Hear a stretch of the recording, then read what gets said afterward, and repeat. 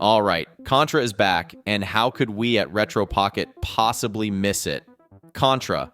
Operation Galuga made a surprisingly quiet demo release, yet it's caught the attention of many gamers. This suggests that whatever marketing strategy Konami and WayForward concocted, it's certainly paid off. It's puzzling why other reviewers haven't stated this outright, but let's be clear, this is a Contra remake. While it features familiar characters, this game unfolds an entirely new story, unconnected to any previous Contra lore. It marks the beginning of a new chapter for Contra. Before we dive deeper, let's explore the storyline of this game.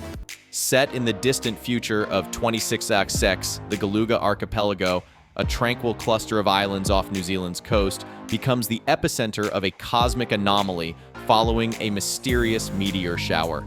Just as the situation seems to stabilize, the Red Falcon terrorist organization descends, initiating a chain of events that could herald the end of humanity.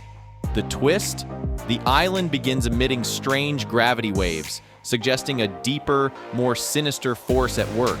As the crisis intensifies and the Earth Federation's initial reconnaissance team, the GX Army, goes missing in action, a more direct strategy becomes imperative. With limited options, the Earth Marine Corps deploys its elite, Bill Riser and Lance Bean.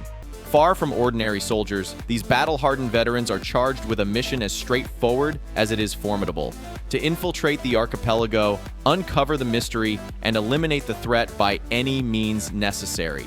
What unfolds is a monumental clash on Galuga, transforming what was once an idyllic paradise into a fierce battleground. This scenario sets the stage for Contra Operation Galuga, a compelling narrative of bravery, betrayal, and the struggle for Earth's future. It's a blend of sci-fi intrigue and intense action, where every moment could tip the balance between victory and defeat. The stakes? Nothing less than the fate of humanity.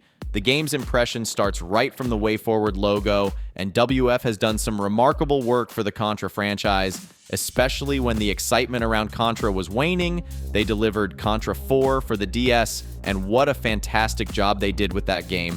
They truly recaptured the essence of Contra. So I was thrilled to see WayForward had developed this game, especially after the disappointment we experienced a few years back with Rogue Core.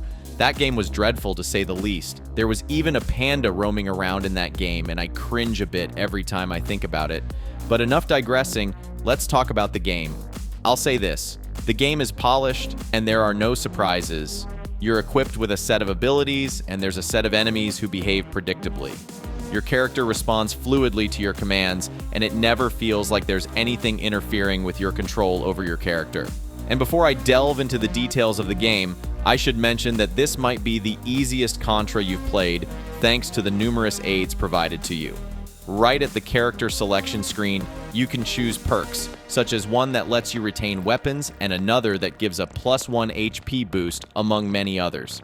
This level of assistance was never part of any Contra game before, and I believe it's been introduced in response to past complaints about the series' notoriously steep difficulty curve.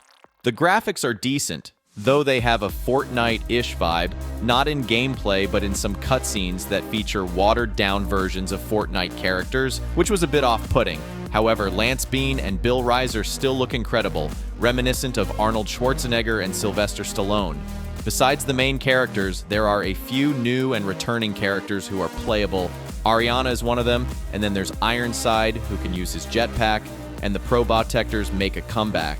For those unfamiliar, the Probotectors were the main characters in the Contra version released in Europe, where, due to censorship, all characters were transformed into robots. All major Contra games were released under the Probotector name there. Here, they're playable characters with jetpacks for limited flight. I didn't find this ability particularly useful in the demo, but it might prove beneficial in platforming in other stages.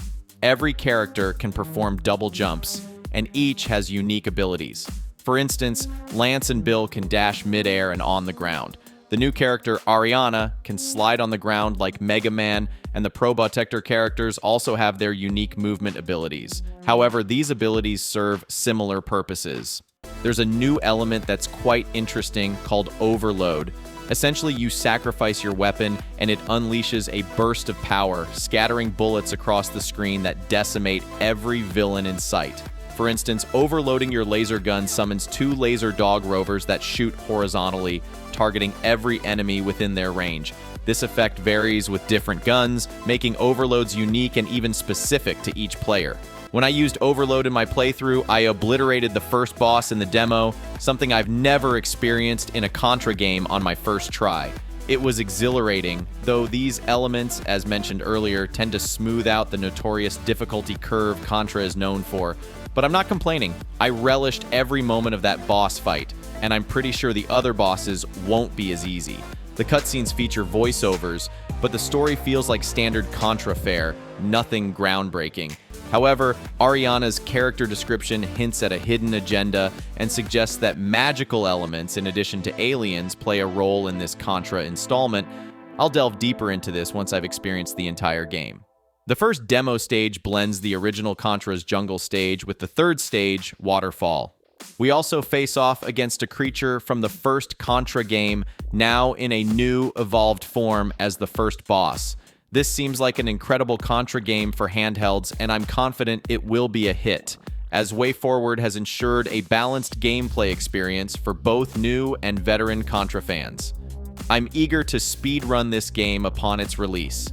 Plus, as someone who has played and completed nearly every Contra game, I plan to create a comprehensive documentary-style video on the full game once it's officially out.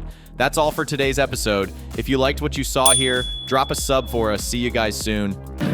Our chopper's taken enemy fire. It's going down!